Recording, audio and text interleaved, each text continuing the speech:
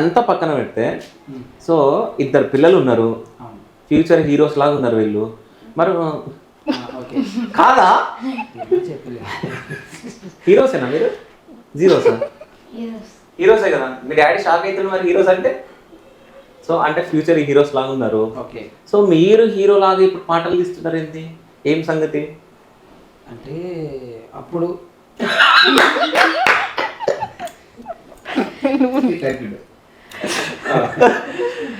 అప్పుడు మనకు అంటే ఎలా ఏంటి రూట్ తెలియలేదు.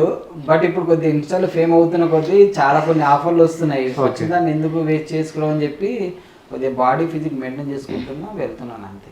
ఓకే. సో అంటే ఇంట్లో వదిలి ఒప్పుకుంటారా అట్లా? ఒప్పుకుంటుంది. వేరే వాళ్ళతో వీడియోలు తీయడం చేస్తున్నాను కదా, ఇప్పుడు చూస్తున్నారు కదా మీరు కూడా. మీకు ఇష్టమేనా? అంటే ఒప్పుకుంటారా? సో అంటే కొన్ని వీడియోస్ ఎట్లున్నాయంటే కొన్ని రొమాంటిక్ వీడియోస్ ఉన్నాయి, కొన్ని నేను రొమాంటిక్ చేయలేదన్న. ఇన్స్టా కొన్ని నేను చూసిన.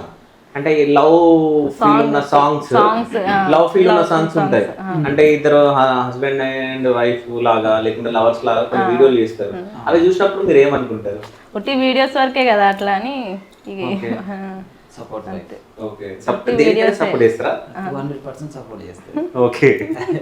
వాళ్ళు ఎప్పుడైనా ఇంటికి రావడం జరుగుతుందా? అంటే వీడియోలు ఇంటికి తీసుకొచ్చే పక్కన చెప్పిస్తాను, తర్వాత వీడియో చేస్తాను. ఓకే. ఫస్ట్ ఇంటికి వచ్చినాక అంటే ముందే డౌట్ రాకుండా డౌట్ రాకుండా